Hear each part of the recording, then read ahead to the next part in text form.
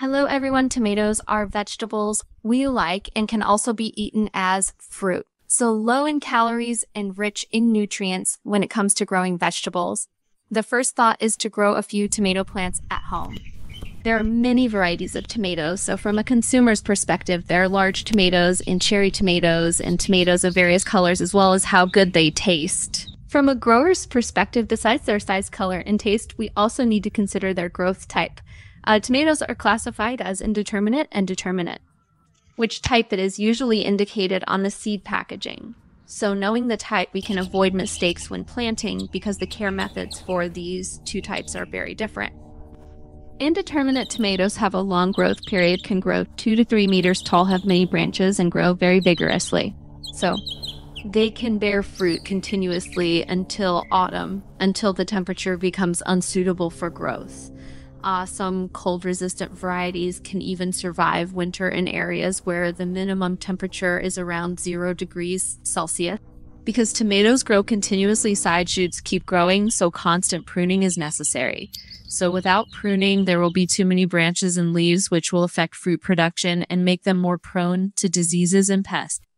Determinate tomatoes have a short growth period and stop growing upwards after reaching a certain height. They also have many branches and grow vigorously, but they do not grow tall, so they rely on limited side branches for fruit production, so their yield is limited. So therefore, determinate tomatoes do not need side branch pruning. Compared to indeterminate tomatoes, determinate types require almost no pruning, greatly reducing the workload. However, determinate types also have a shorter growing period, so once all the side branches have borne fruit, they're done.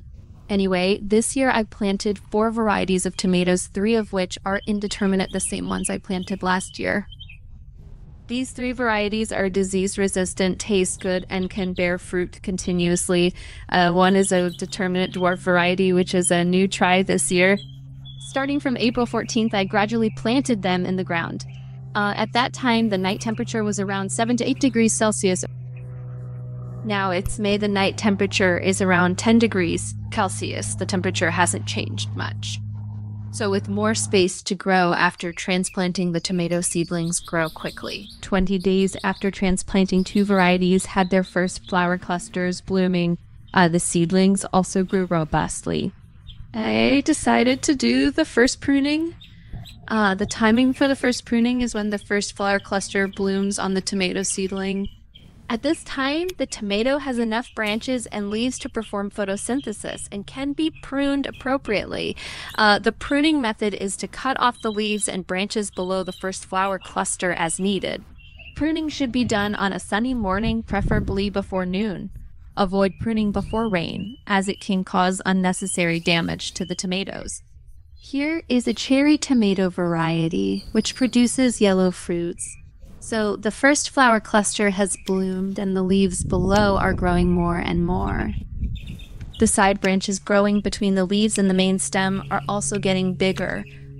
These branches are too close to the ground and should be cut off. Slightly higher up, remove the side shoots, but keep the leaves for photosynthesis.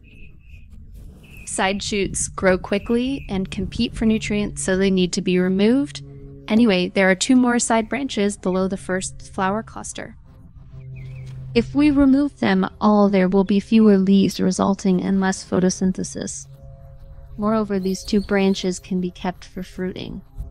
For cherry tomato varieties, keeping more branches is not a problem for fruiting. So for indeterminate tomatoes, pruning side branches is part of the entire growth process. Side branches will grow between each leaf and the stem. Side branches grow quickly and many will appear in just 2 days. So we need to check them frequently.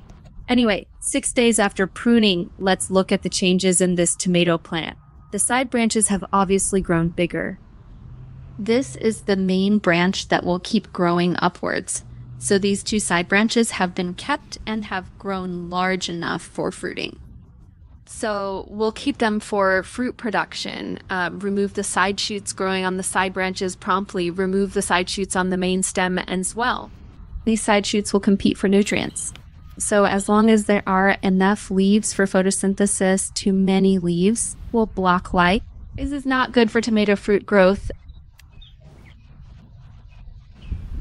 Beginners may be reluctant, but it's important to prune them. So without pruning the plant, it'll become too dense, reducing airflow and making it prone to diseases. Excess branches and leaves must be pruned promptly.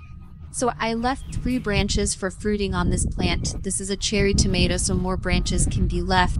More branches will not affect the size of cherry tomatoes, but will allow for more fruits to be harvested at once.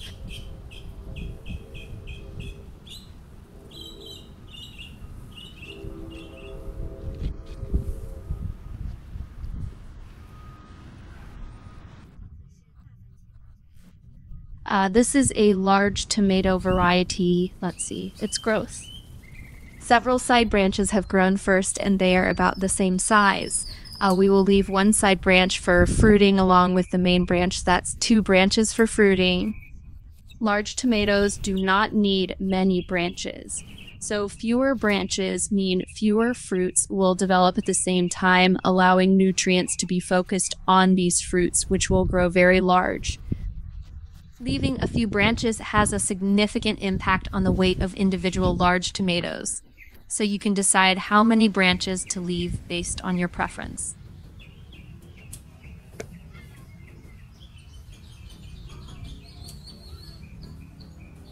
Next, let's look at pruning the dwarf varieties. This is a new variety I planted this year. I planted 2 in pots and they are growing healthily. They've also developed the first flower clusters but haven't bloomed yet. Did you notice their leaves are different? They don't look like the same variety anyway. I marked them well when planting the seeds. So anyway, let's treat them as the same variety since they're both tomatoes. They are growing large, so I pruned the lower branches and leaves. Pruning work for dwarf tomatoes is minimal, basically just removing leaves close to the ground. This plant is pruned. The upper side shoots are kept, which will develop flower clusters. Once they bear fruit, no further pruning is needed. Just remove yellow or old leaves as they appear.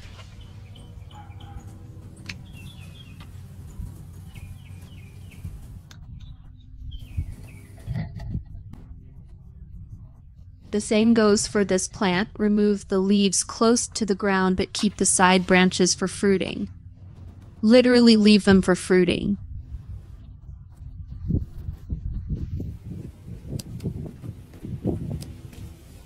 That's all for today's sharing. So please subscribe to my channel and leave comments, share your experiences. See you next time.